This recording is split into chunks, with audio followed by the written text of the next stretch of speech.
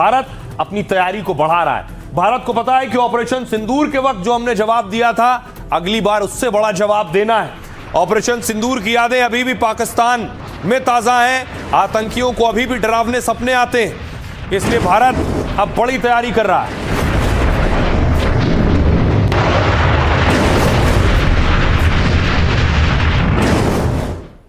देखिए जरा, दुश्मनों से, खासतौर से पाकिस्तान जैसे दुश्मनों से निपटने के लिए भारत की तैयारी क्या है। ऑपरेशन सिंदूर के बाद भारत ने रिकॉर्ड डिफेंस डील किए।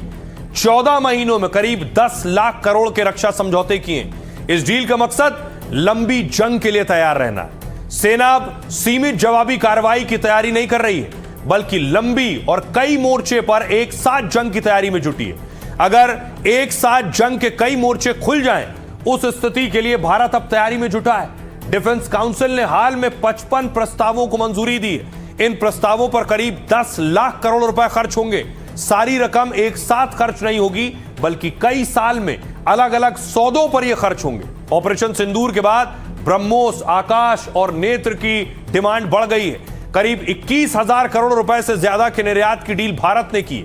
ब्रह्मोस के लिए फिलीपींस, वियतनाम के साथ, इंडोनेशिया के साथ डील हुई है। आकाश मिसाइल सिस्टम के लिए आर्मेनिया से 6,100 करोड़ रुपए की डील हुई है। भारत अब 100 से अधिक देशों को रक्षा उपकरण निर्यात करता है। इनमें अमेरिका, फ्रांस और आर्मेनिया प्रमुख हैं।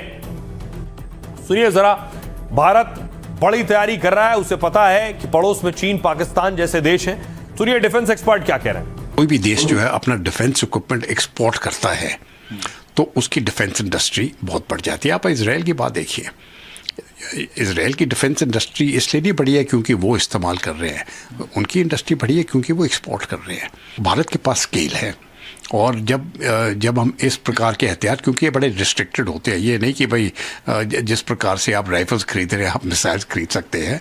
मिसाइल्स एक बहुत महंगा सौदा है, लेकिन जैसे ही आप इनकी सेल बढ़ जाती है तो या बाकी दूसरों देशों के साथ जाती है, तो आपका डिफेंस जो इकोसिस्टम है भारत के अंदर, इसके ऊपर भी बहुत फ़र्क पड़ता है।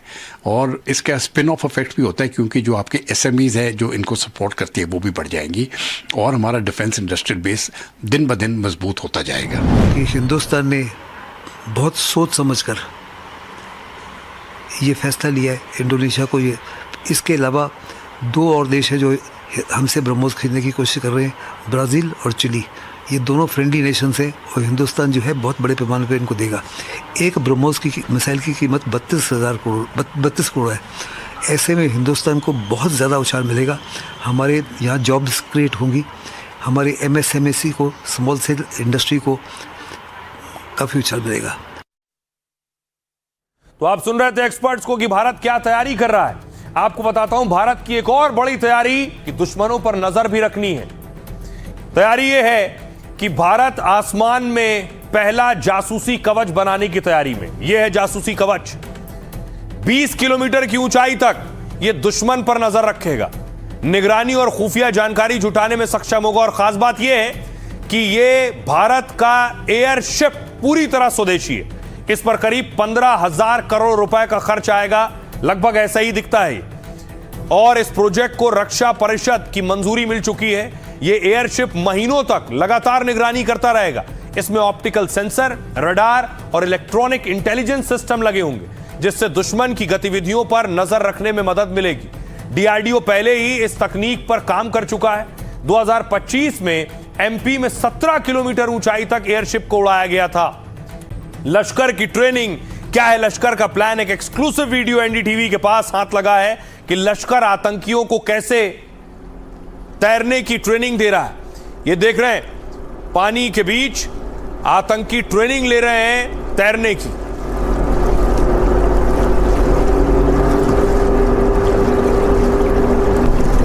लश्कर के आतंकी हैं। और क्या सवाल इस तस्वीर के बाद यह कि लश्कर किसी बड़ी प्लानिंग में लगा है, किसी बड़ी साजिश में की तैयारी में है।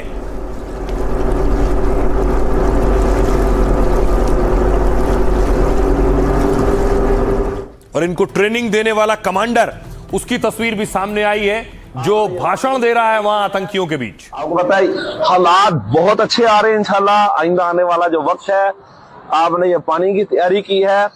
आपको बताइए, हमारे पानी का मसला क्या है कि पीछे इंडिया बैठा है, और आप माशाल्लाह सुन रहे हैं हमारे वजीर और इन सब ने क्या कहा है, तुम्हारा पानी बंद करेगा हम उसकी सांस बंद कर देंगे इस साल 2026 में। मेरी बात सुन लें, 2026 में ना पानी के मसले पे कुछ हो जाना है, ठीक है।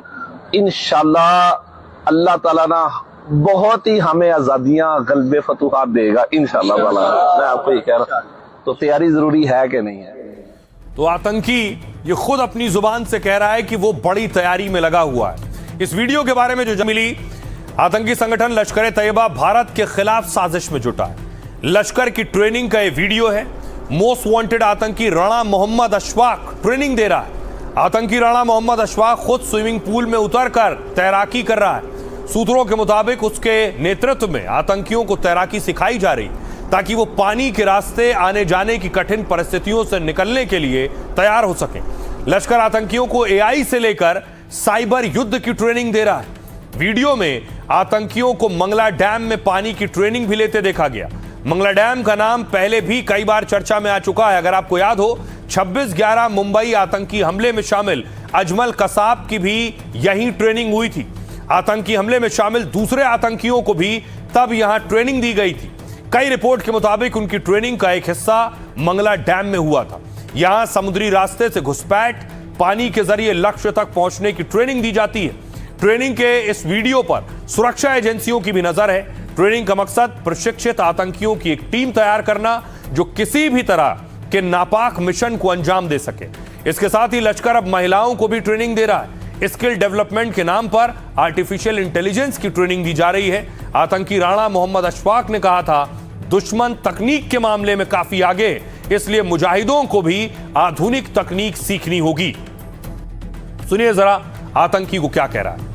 आपने कश्मीर को आज तक देखा नहीं और कश्मीर के बारे में आप बात कर रहे हैं, और इसकी बुनियाद पर अपने आप को समझना कि अब हमें शऊर आ गया है, अब हमारे अंदर इल्म आ गया है। ये प्रीमेच्योर डिजीज है, शायद जिसका जो मुझे लाहक हो चुकी है, मैं इसको सफर कर रहा हूं। इसका इलाज होना चाहिए बीमारी का, ना कि उसको जनाब एक थिंकर बनाकर पूरी कौम का जो बेड़ा गर्क कर रहा है और पूरी कौम को गलत रास्ते के ऊपर लेकर आ रहा है। मैं समझता हूं कि सोशल मीडिया के अंदर हमारा किरदार इंतहाई जिम्मेदार पाकिस्तानी का किरदार होना चाहिए। जब तक सांस रहेगी इंशाल्लाह इस मुल्क की खिदमत करेंगे इंशाल्लाह, और जितना हो सका यूथ को, अभी अल्हम्दुलिल्लाह शोभा हमारा यूथ है, तो जितना हो सका यूथ को बसराहियत बनाएंगे इंशाल्लाह। एक जज्बा मिला है कि इंशाल्लाह इनकी टीम के साथ मिलके हमें भी यूथ के लिए काम करना है, और हम भी इंशाल्लाह इसी तरह अपने वतन अजीज पाकिस्तान के लिए कुछ बड़ा करके जाएंगे। तो हाफिज सईद ये साजिश रच रहा है और हाफिज के खिलाफ भारत में गैर जमानती वारंट इशू है। पहलगाम हमले के मास्टरमाइंड हाफिज सईद के खिलाफ वारंट। एनआईए की चार्जशीट में हाफिज पर पहलगाम की साजिश का आरोप लगा। इसके बाद जम्मू की स्पेशल कोर्ट ने गैर जमानती वारंट जारी किया है। कोर्ट ने कहा, निष्पक्ष जांच के लिए हाफिज को हिरासत में लेकर पूछताछ जरूरी है। एनआईए ने पहलगाम हमले को लेकर सप्लीमेंट्री चार्जशीट दाखिल की है और बैसरन घाटी में हुए आतंकी हमले की साजिश हाफिज सईद ने रची थी। एनआईए ने हाफिज पर भारत के खिलाफ जंग छेड़ने का आरोप लगाया। आतंकवादियों ने पहलगाम में धर्म पूछकर लोगों की हत्या की। पहलगाम में आतंकी हमले में 26 टूरिस्ट मारे गए। इसके बाद भारत ने पाकिस्तान और पीओके में हमला किया। पहलगाम हमले में शामिल 3 आतंकी अब तक ढेर कर दिए गए। आतंकियों का हैंडलर सैफुल्ला उर्फ लंगड़ा अभी जिंदा है। एजेंसियों ने उस पर 10 लाख का इनाम घोषित किया है। एनआईए ने हाफिज पर भारत के खिलाफ जंग छिड़ने का आरोप लगाया है। 26/11 हमले का मास्टरमाइंड भी हाफिज सईद है। आइए सुनवाता हूं आपको, सुनिए जरा डिफेंस एक्सपर्ट क्या कह रहे हैं इसमें। अब ये जो वारंट है, ये गवर्नमेंट ऑफ इंडिया को अब जो है देना पड़ेंगे, इंटरपोल वगैरह को वहाँ से रेड कॉर्नर नोटिस निकालेंगे ताकि हाफिज सईद को पकड़ के यहाँ पे लाया जाए। पर ये ऐसे होगा नहीं, क्योंकि पाकिस्तान ने हमेशा डिनाई किया है कि जनाब ये हमारे इधर तो है ही नहीं। अब दुनिया को पता लग गया है कि भाई जब कोर्ट्स ने जब संज्ञान ले लिया है, इसका मतलब कुछ ना कुछ तथ्य जो हिंदुस्तान बताता है इन लोगों के बारे में बिल्कुल सही है। और अब जो बाकी वर्ल्ड ओपिनियन भी जो है वो पाकिस्तान और ये जो टेररिस्ट हैं उनके खिलाफ।